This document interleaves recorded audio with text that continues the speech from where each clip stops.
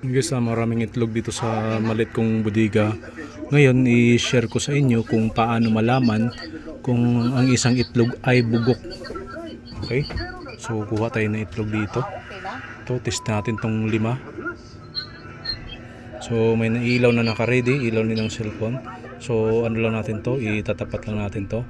Kailangan dito iilaw to ng magkukulay orange to.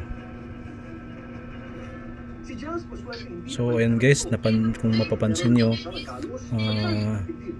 yan kulay dilaw siya. Ibig sabihin yan, ayos yung itlog, hindi sira. So testing natin itong pangalawa. Ayan. Asa na ba?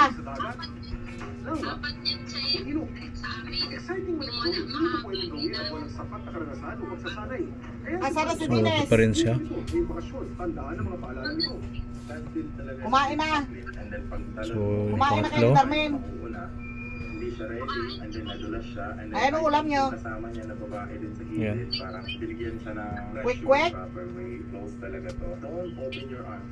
Grabe yung kakuripot. Okay pa rin. So ito yung Sana si Daria. ayan. So okay yung itlog. Daria! Darling! Paitlog-itlog pugo ka lang ha! Ayan. Oy! Parang medyo may ano siya. Hinahanap ka ni ano ah! Hinahanap ka ni Dibura! Ayan, okay pa rin naman.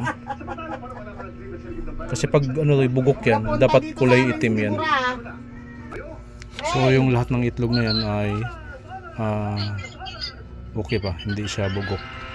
Wala pa naman nagsabi na yun. Pinagawa ko to para malaman ng mga customer ko na ang tinitinda kong itlog ay mga sariwa. Sa napakasimpleng paraan para mag-check kung itlog ay sariwa at hindi. Sana may natutunan po kayo sa video ito na aking ibinahagi. Marami po salamat sa inyong panonood.